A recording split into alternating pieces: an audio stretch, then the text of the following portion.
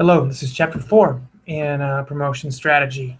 This chapter covers consumers in the communication process. Bear with me, it's kind of a long chapter, so I'll try to keep it as brief as possible, but I'm not promising anything, okay? So, anyways, advertising and promotions begin and end with the consumer in mind, like the rest of marketing, okay? So, obviously you are creating messages that you're going to send out to consumers.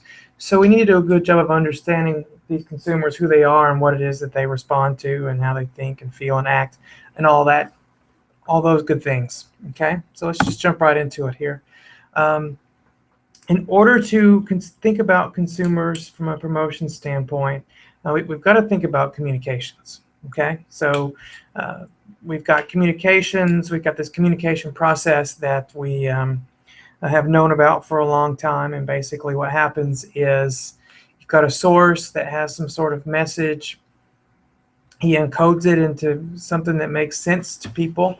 Then he creates a channel or a medium, or not creates, but uses a channel or a medium for the message. Okay, the message is transmitted through that channel or through that medium. The receiver receives it, decodes it, and then makes sense of it. Okay, so that's the process from sender to receiver. Along the way, you have feedback. You have this orange line here, arrow that goes back from the right to the left. That's feedback. So you don't like the advertisement, you may give negative feedback. You run out and purchase the product, that's feedback as well. Okay, we also have what's called noise. Anything that distracts from the message is called noise. So think about the picture we showed in class of Times Square. There's a lot of noise there in terms of communication process. In order to focus on one ad in Times Square, it's going to be a bit difficult because you got so many others there that are distracting you. So that's a great example of noise. Okay, and do know that the sender and receiver's fields of experience come into play to impact how this communication process works. Okay, the more experience each has, the easily and more effectively it's going to flow. Okay, so this is the traditional communication process method, just the from source to receiver with this feedback loop. But we've got this updated communications model, based on this idea of the internet and social media and all these things. We now know communication doesn't necessarily, or rather doesn't usually flow kind of in one direction from the sender to the receiver and back. Now we know it kind of goes all over the place. You think about viral messages. You think about messages that people can turn around and send to their people, and their people can send to their people, and so on and so on. It makes it a whole lot messier, a whole lot more complicated, but also a whole lot more effective if you can harness the power of viral communication. All right, so this graphic here just kind of gives you a rough idea of what or rather how communication flows at this particular point in time. It goes from the source to the receiver, and then from the receiver back to the source, but also to the consumer and back and forth with other consumers. All right, a lot of things I want to just talk about briefly in terms of consumers and communication here, things that come into play. We've got this concept called source attribute. Okay, so when we receive a message, that message has some sort of source. Okay, so Nike puts out ads. Their ads oftentimes have athletes in them, or actors, or celebrities, or people that work for the company. Those are considered the source. And we evaluate ads based on a number of different things regarding the source: credibility, attractiveness, and power. Okay, so if you've got an ad for some sort of medical device, and you've got a doctor who is promoting that product in that commercial, he's highly credible, or he should be, because he's a doctor. Okay, so that would be an example of source credibility. We'll get back to in a minute. Attractiveness. Sometimes you don't necessarily need highly credible. Highly attractive sources can work just the same. Okay, so think about these recent Reliant Energy ads that use Matthew McConaughey. He's allegedly attractive, and that appeals to people, and so allows them to be effective in the message they send out. Then also power. Other sources have a strong amount of power that encourages people to comply. Okay, so credibility as a source attribute leads to internalization of a message. Attractiveness of a source attribute leads us to identify a message. And then power, to just mention it, gets you to comply. All right, source credibility, again, just mentioned this just briefly. Don't want to run through this. Source credibility has three components: knowledge, skill, and expertise. Okay, if you've got those things, then typically you have a highly credible source. All right, we also have information credibility. Just basically, are they trustworthy? Are they unbiased? Are they objective? So both have to do with source credibility. One is a subcategory called source, just about the individual themselves. And the second is about the information itself. Is it trustworthy, unbiased? Is it objective? And they go hand in hand to kind of give us an overall source credibility. Attractiveness, we mentioned. Three components of attractiveness. We've got similarity, we've got familiarity, we've got likability. So similarity, is there some sort of sameness, so to speak, between the sender and the receiver? The more there is, in a lot of cases, the better the message will be received. Other situations, similarity is not good. If the ad is about changing your life in some way, you may want to see sources that are the ideal self and not the similar self. Okay, so it can work in both directions. Familiarity is, do you know the source? If it's a celebrity like Matthew McConaughey, then the familiarity is there right off the bat. But we can also look at it in terms of repeated exposures. They have the same actor, maybe it's an actor you don't know, but through time, through repeated exposures, you then become familiar with that actor, and that increases the source attractiveness. All right, and finally, likability. So you got Matthew McConaughey in the ad. That's all well and good, but do you actually like Matthew McConaughey? If you don't, the ad's going to have a different effect on you than if you actually do. So likability is another part of attractiveness you have to think about. So what type of source credibility do we have here? Basically, these are expertise, right? Dove is quoting dermatologists, they're experts. Serena Williams is attractive. So on the left one, we've got expertise. On the right one, we've got attractiveness, basically.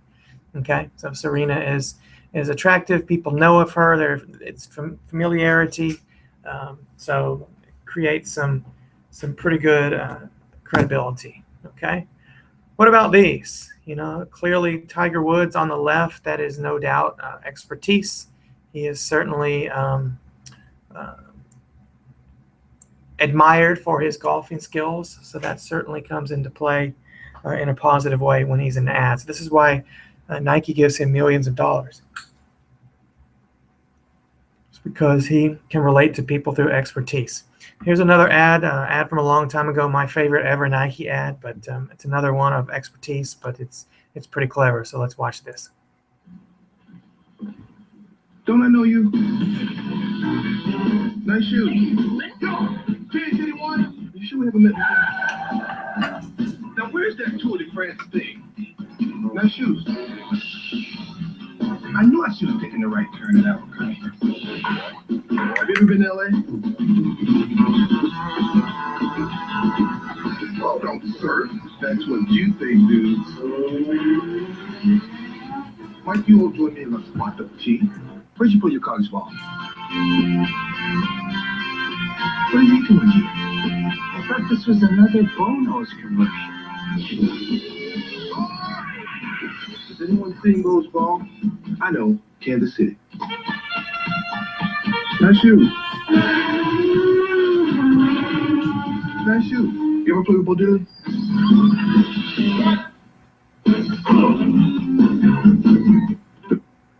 Okay, so again, it's an old ad. It's probably from 1988, 89, maybe, something like that, maybe 90. For those of you who don't know, Bo Jackson was a professional athlete who played Major League Baseball and in the National Football League at the same time. So they're playing off the fact that he's a super athlete and, he's played football and he's played baseball, so what's next? Okay, so, very strong source credibility there. It was a Super Bowl ad, and did very well. Okay, when we think about attractiveness, we use celebrities quite a bit. Okay, but there are some risks, as you can see here. And the biggest one is the celebrity may overshadow the product. So the Bo Jackson ad, you might have missed on the fact that it was a Nike ad, if I hadn't said something already. Okay, celebrities that are in way too many ads makes you wonder, what in the world are they doing? They're selling themselves to everybody, so that can be a problem. Okay, the target audience may not just be amenable to celebrity endorsers. Okay, so that could be a problem. And then finally, as with Tiger Woods, the celebrity's behavior may pose a risk. A couple of years ago, he was, he got in trouble and lost a bunch of sponsors because they didn't want his behavior being a problem. Okay, message forms. Let's switch gears here a minute and talk about different types of message forms and how they can appeal to consumers. Okay, we'll talk about some of these in more detail, but the major message forms are emotional, rhetorical, one-sided, two-sided, reputational, and comparative. Okay, so emotional, like it says, you're getting some sort of emotional response, ideally rhetorical. You just ask a question that you don't then answer. You make the receiver actually think about it, so they become a participant in essence. One-sided message, or most messages, advertisements are one-sided. The Bo Jackson ad is definitely one of those. Two-sided ads are ads where you actually talk about how great your product is, but also how bad it is as well. It kind of humanizes yourself. It's like, hey, we're not admitting that we're perfect, and that resonates with people. Refutational arguments is where you pose some sort of argument and then you kind of provide a solution or an answer to it. And the comparative ads are ads where you directly compare yourself to the competition. So let's look at a few of these. Two-sided message. Everything you want in a cold remedy and nothing you want in taste. So clearly they're admitting that their cough syrup doesn't taste very good, but it doesn't matter. If you see at the bottom here, it tastes awful and it works. Okay, so the important thing is they're talking bad about themselves, but then saying, you know what, it doesn't matter because our product works.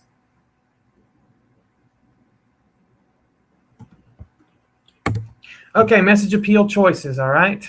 When we talk about appeal, we're just talking about just the actual content of the message that they're trying to use to persuade you. Okay. You've got two types. You've got logical, rational appeals, and then you've got feeling and emotional appeal as well. Okay, so ads that give you lots of facts and lots of very concrete information would be logical, rational appeal ads, and the others, that give you feelings, emotions, show you lots of celebrities, stuff like that. Those are going to be the feeling and emotion appeals. Okay. But sometimes you can kind of put them both together.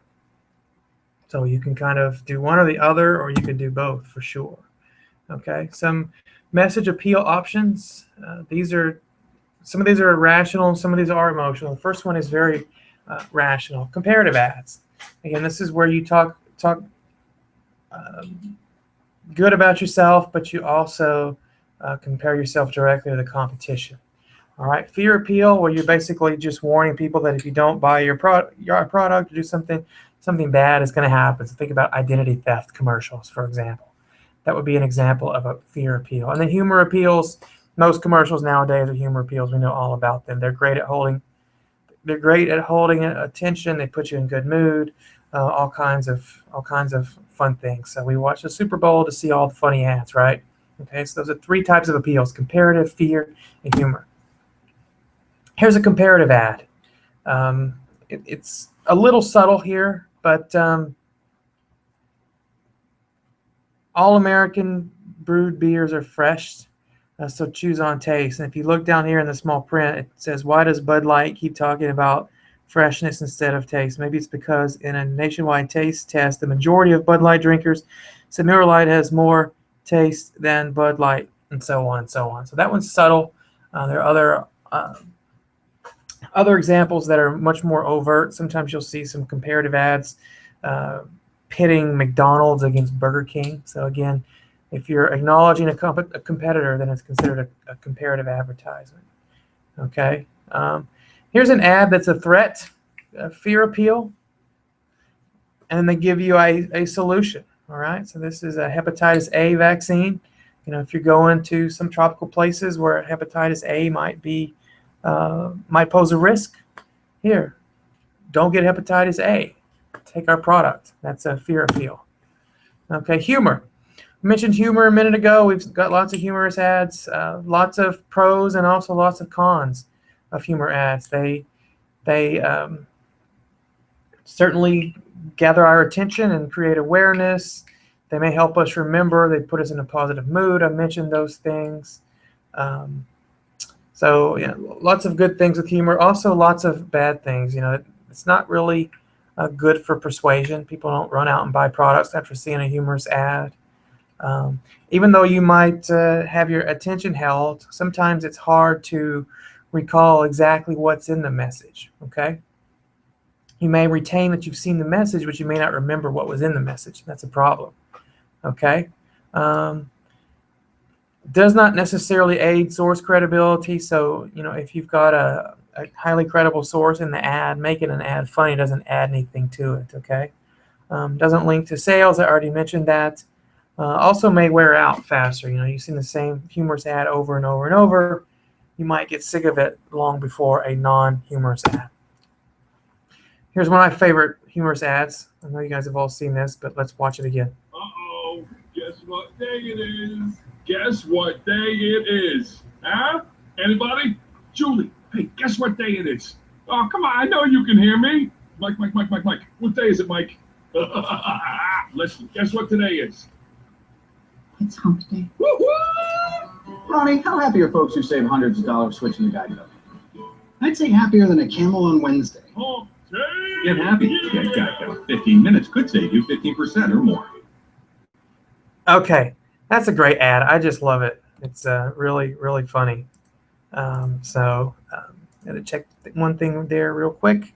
So anyways, when it comes to communication and persuasion, just know that we are impacted by situational effects as well, like the environment. I don't just mean whether or not we recycle, but just, you know, what's going on around us, you know. So if we're,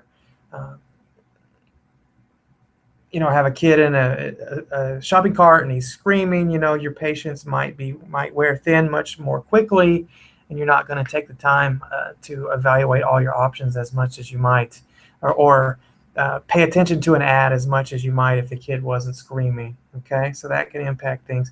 Intangibles like odors and temperature. How many times have you walked through the mall and your nose has been bombarded by the smell of perfume or the smell of cookies or pretzels?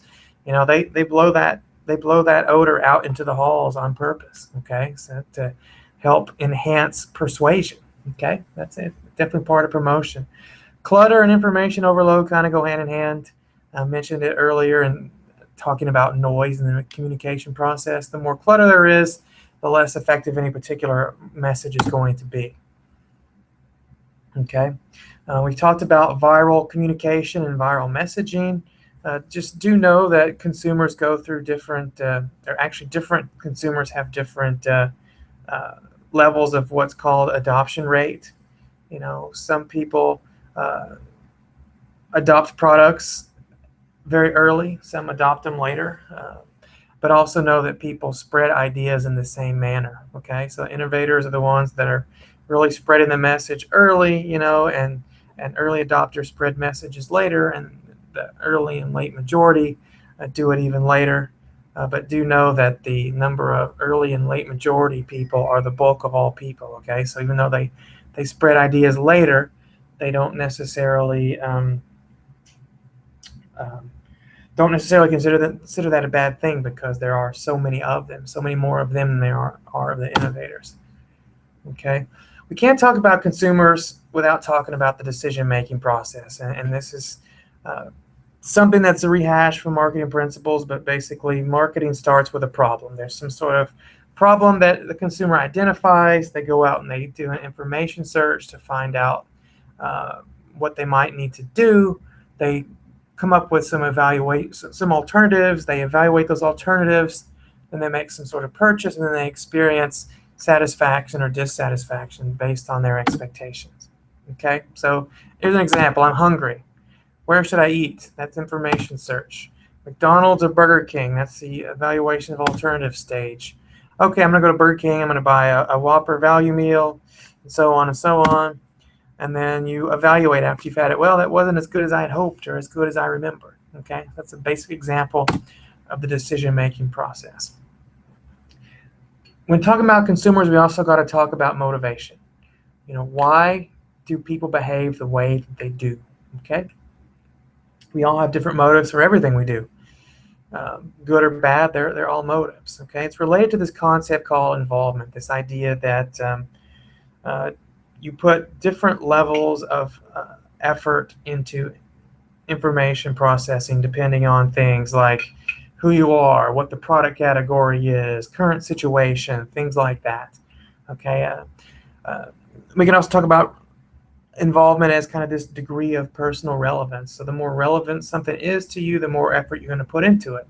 The less relevant is, the less effort you're going to put into it. Pretty simple. Okay, it's impacted by risk, physical, financial, and social risk. If the wrong choice is going to endanger your health, you're going to spend more time processing information. Financial risk, is the wrong choice going to cost me lots of money? Then you're going to put more time and effort into information processing. And then finally, the social risk, will the wrong choice embarrass me? Again, the greater the chance that you might be embarrassed, the more effort you're going to put into processing information. Okay, so let's talk about the physical risks for a minute. How much risk is there in, first of all, choosing to wear a seatbelt? Quite a bit, right? So the decision to wear a seatbelt, you're going to think about. You're not just going to, well, actually, we all kind of automatically do it, but the idea is that it's high physical risk. Choosing a pack of gum, picking a shampoo, those are pretty low physical risks. Okay, so it's not as highly involved as the decision as is the decision to wear your seatbelt. Okay, what about financial risk? We can go back to choosing a pack of gum, choosing shampoo, not much because they're cheap. What about picking a college or going on a vacation? Significant risk. So those two, you're going to spend a lot more time processing information because you don't want to make the wrong decision and have basically this feeling that you've wasted a lot of money. And then social risk. How much social risk is there in choosing a pack of gum? Hopefully none. I guess you never really know. Picking a purse, there's going to be a little bit for sure. Deciding what type of music to listen to, probably even a little bit more. Some people might ridicule you for listening to a certain band or type of music. So it's a little bit more risk there. So if you're someone who's really focused on not getting embarrassed by your peers, you're going to spend more time considering what kind of music to listen to. All right. Heuristics. Heuristics are just mental shortcuts. So when we go through this decision-making process, when we're evaluating alternatives, we can eliminate lots of options by the use of these mental shortcuts. Saving money, or the opposite, you get what you pay for, definitely are very common mental shortcuts. Also is complacency, kind of, status quo, sticking with the tried and true. Those are things that can, whittle down the number of alternatives you have to evaluate. Okay, so it allows us to get to a final decision in a much quicker fashion. All right. What sort of heuristics do you guys use? Other examples, made in the USA. Some people are predisposed to that. Made in Texas. Maybe brands that you had in the house when you were a kid kind of allows you to eliminate lots of other alternatives. Maybe brands your friends use. Maybe recommendations from experts.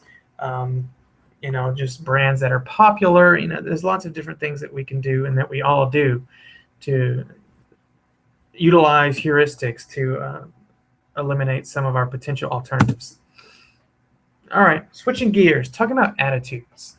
An attitude is a big concept of consumer behavior. It's just this predisposition to evaluate an object or product positively or negatively. Okay, and clearly it's linked to the likelihood of purchasing a product. The more positive your attitude, the greater the chance you're going to buy a product.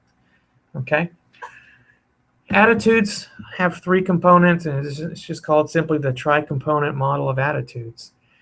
Cognition, affect, and behavior. It's our thinking, our feeling, and our acting. So cognition is thinking, affect is feeling, and behavior is acting. Okay, so we do those three things.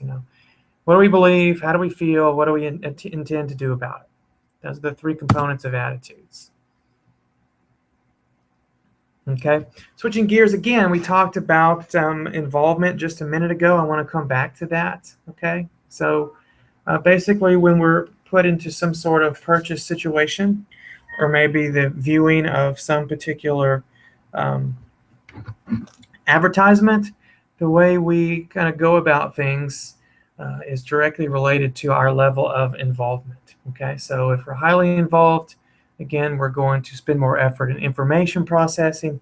If we're not highly involved, then we're going to spend much less. Okay, so let's start on the right side. If you have low involvement, typically attitude follows these three steps. You start with cognition, you think, and then you act, and then you feel. Okay, so a pack of gum, for example.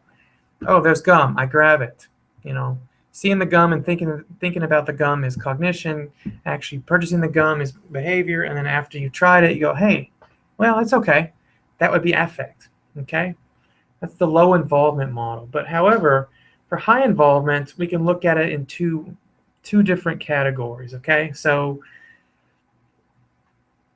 the two categories are related to what's called perceived product differentiation. To what degree can you tell a difference between the different options? Okay. If there is a significant difference in your mind between the different options, you're engaged in what's called the learning model, where you think, and then you feel, and then you act. So you spend a lot of time really thinking before you actually do anything. Okay. But if perceived product differentiation is very low, then what you do is you follow this what's called dissonance attribution model, where you act first, and then you feel, and then you think. So you act, and then you feel, and then you reevaluate what's going on. Okay, so those are the three alternative response models. Basically the hierarchies of attitudes based on whether or not you're engaged in a high or low involvement situation, and whether or not it's easy to tell the difference between different products. Okay, getting back to some other ads. We've mentioned in class that you have to see ads at least 5 times in order to remember them. The question for advertisers when trying to set up ads or create ads and thinking about consumers, is it better to have heavy repetition, so have very simple ads you show over and over and over and over and over, or do you have more rational, more detailed message ads that you may not show nearly as much? Okay, so it's kind of a trade-off there. Clearly, some firms do one way and other firms do the other. Okay, so again, repetition versus detail. All right, elaboration likelihood model. This is linked to the actual change of attitudes. Okay, so it has to do a bit with persuasion. All right, so just read through that there, but just know that if people are motivated to process lots of information, they want to read up about it, they want to get the specs and the technical information and read a bunch of reviews, they're following, it's called the central route to persuasion. Okay, people pay lots of attention to messages that follow if they're following the central route to persuasion. Okay, but if people are not motivated to process a bunch of information, they don't want to look at an ad and see tons of bullet points and lots of technical information, their motivation to process information is really low. Okay, so less information is required, and actually you can use what are called peripheral cues. Good example of a peripheral cue is the ongoing example we've talked about in terms of Matthew McConaughey. You know, Matthew McConaughey doesn't know anything about the electricity market, but he's attractive and people know who he is, and he's a pretty cool dude, you know, so that's a peripheral cue. So for people that don't have a lot of motivation to process information about the different energy providers and what the different costs are, they just say, oh, I saw Matthew McConaughey in that ad, that's good enough, okay? Whereas someone in the central route to persuasion would want to see lots of technical specs about the different energy providers, okay? So that's the elaboration likelihood model. Remember, it's about changing attitudes based on the ability and motivation to process information, okay? So assume you're deciding on a college. Which of these are important to you? Some of these are, some of these aren't. I would expect for most of you, the degrees offered is important, financial aid is important, career placement is important, and the other two, not so much, okay? So you have different attributes that that play out. Some are important, some aren't important, okay? But as consumers, we have to kind of wade through all these different alternatives to find the ones that are the most important to us, okay? What about perfume?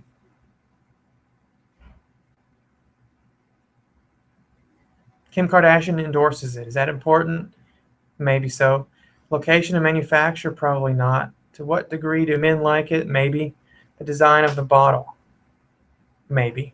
Okay. So like here you can see that with a perfume, you can use a lot more peripheral cues because people don't want to know about the chemical makeup of the perfume or what the technical specifications are. They just want to know that Kim Kardashian wears it and, you know, guys like it. Whereas going back a slide, colleges, you know, you process this information in a much more detailed manner because it's not about the peripheral cues, it's about the nuts and bolts, you know, very specific information. Okay, so those were two examples. You know, one is a product where most people would follow that central route to persuasion, that would be the colleges, and one where people would follow the peripheral route to persuasion. Again, that's the perfume. Okay, think about advertising more in respect to consumers. We've got sensory issues. Okay, so you've got stimuli in advertisements, color, you know, motion, noise, all kinds of things. So all those, you know, can impact consumers in different ways. Okay, so just know that we have to pre-test ads to make sure that consumers are viewing the stimuli in the way we want to. Okay, so we do know from research and advertising that the big attention getters are size. The bigger the better. Color, you know, colors that stand out are better. Position in magazines, for example, right-hand ads grab more attention than left-hand ads. And then finally, novelty. You place ads in places that people don't expect them. They don't normally see them. You get more attention. Okay, so those are very major sensory issues linked to consumers that advertisers think about when creating ads and placing ads. Then we have what's called stimulus generalization. This is just this idea that reactions from one object tend to apply to other similar objects. Okay, so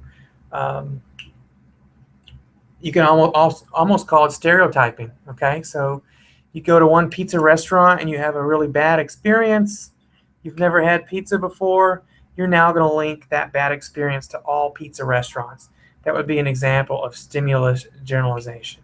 Okay, so in marketing, we can take advantage of this. We can create promotions and advertisements and other things that take advantage of this fact that we tend to kind of link one concept to similar objects. So it allows us to create, you know, brand associations, allow us to then put brands on different products, and so forth and so forth. So Coca-Cola is a great example. The products are well known. Before Diet Coke came out, there was just Coca-Cola and maybe a few other things. But once they decided to create a diet soda, they absolutely positively had to put the Coke name on it. So what people know about original Coke and about the Coke Corporation, they could then kind of apply to the Diet Coke. Says, oh, well, Coke's making it. They're well established. I certainly will give them a try. Okay, It's a result of stimulus generalization. So we can talk about different strategies like family branding, where you put the same brand name on multiple products. Then that's what we know about that brand name kind of applies to all those products. Product line extension, where you've got Sun-Maid raisins, and you've also got Sun-Maid raisin bread. Okay, you got things like licensing, where Christian Dior allows other companies to put the Christian Dior logo on their products. Okay, so it lends some luxury, some awareness, some reputation to those new products, and Christian Dior makes some money off of it.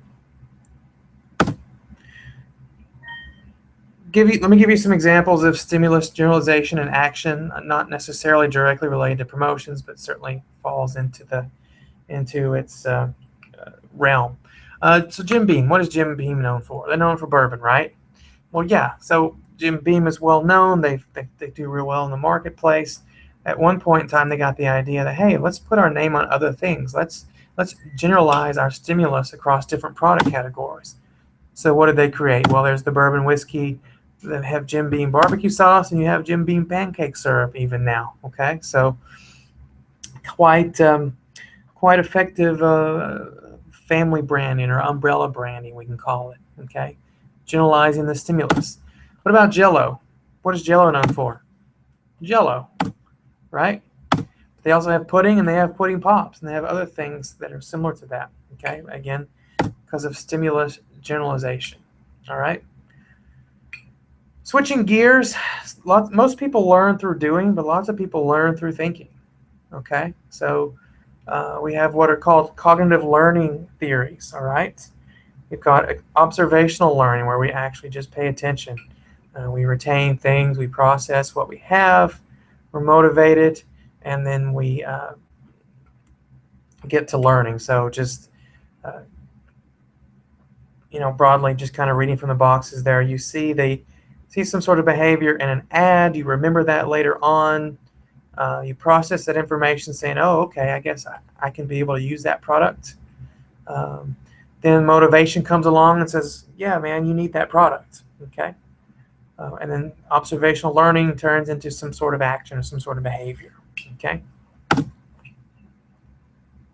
we have memory. So people learn, but it's important that products and services and ideas and concepts go into memory. So we've got different types of memory. We've got sensory memory, which is just temporary. It's received from our senses.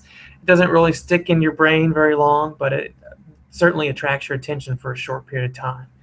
Then you have short-term memory and long-term memory that come into play. And ideally, you want your products to ultimately end up in long-term memory. If they don't, you've got to start all over and trying to persuade a consumer later on. Okay. All right. Gets a little complicated here. I'll just go through it really quickly. It's not that important, but we have what's called the spreading memory activation, which just basically means that we have all these different concepts linked in our brains somehow. So when we retrieve information from our long-term memory, they kind of come out in these different chunks where we have all these associated concepts. So, if you think about Nike running shoes, all of these things kind of may jump out at you, okay, from your memory. Okay, so it's a spreading memory activation. So it's impacted by those retrieval things on the right, different types of cues, novelty, salience, familiarity. We already talked about those things in relation to advertising and other things so far in this lecture. Okay.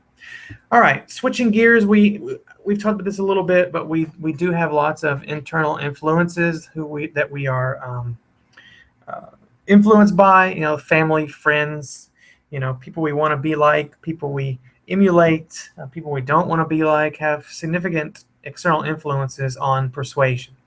And this obviously spills over into advertising and promotions as well. Okay, so different types of external influences, again, family, culture, others, people you emulate, friends. We have people who are opinion leaders that like to really just talk about, their opinion on some particular matter.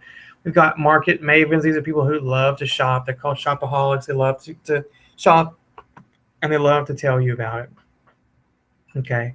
Then we have people called a surrogate consumer. These are people that actually do the purchasing for you.